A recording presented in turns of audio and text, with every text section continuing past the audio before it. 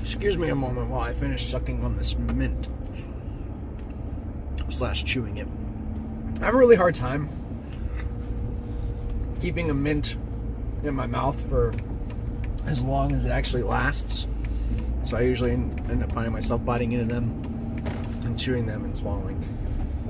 Which I know kind of defeats the purpose, but my mouth still feels fresh. So I guess that's really all that matters. But that's not what I want to talk about today. Yesterday, as I was leaving school, I stopped into another teacher's classroom where there were some students staying after to be tutored. And one of these students is a current student of mine, and another one is a former student of mine who is now in the 6th grade, so he has been gone from my classroom for 2 years. But I have his sister in class this year. And he's a good boy. She's a good girl. It's just a very nice family all around. But I'd be lying if I said the boy didn't struggle in school more than his sister does. That being said, I walk in to check on him once in a while because he's a little bit of an ornery kid. But I like him a whole lot. He's probably one of my favorite students ever.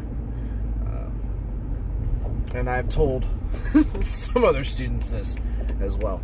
But hey, we as teachers would be lying if we said we didn't have favorites. On top of that, though, I walked in and I was smiling because like I said, he's one of my favorite students. I like seeing him around the building and interacting with him. And I walked in and he goes, "Why are you always so happy?" And I got to think about that. Like, it didn't really register with me until I got home and was settling in for the night and was really thinking. And the truth of the matter is I'm not always, quote, so happy. Like, there are things that make me angry. There are things that make me sad. And a lot of times at school, the students catch some of this. Like, they are sometimes the reasons that I get frustrated or upset and things like that. So they know. And he knows just as well that I'm not always so happy. But it warmed my heart to hear him say this or to ask this. And I didn't have a good answer for him right then. But I do now. And the answer is, I get to interact with students like him on a daily basis. Yes, there are students that drive me absolutely nuts. Yes, there are students that really make me feel good about myself. And yes, there are the ones in between that often get forgotten or left out of things because they're just not the ones you really latch onto, and they're not the ones that you really need to help, but they're there. And to hear from him the question, why are you so happy? And to think that he is observing me in a happy state at the place that I work, with the people that I work with and around, is a good feeling. I get to know now that he views me as a happy person, which is a nice feeling. And that's the basic, simple answer there. Is that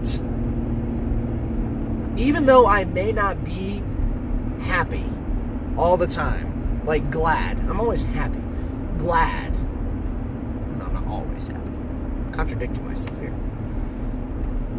I may not always be pleased with the way things are going, but to be able to appear that way in front of my students and to have it come across as genuine, which sometimes it really is, makes me feel good that they see me feeling good. That I come across, that I enjoy what I'm doing, that I enjoy where I am, that I enjoy the people that I am around. And that's what makes me happy. That I get to go and do the thing that I devoted 4 years of my life studying to do every single day makes me feel happy. And I am glad that this particular student sees that, because I know that there are other students that listen to him, and if he is able to see that, then I know they're aware of it, and that makes me feel happy. I'll see you tomorrow.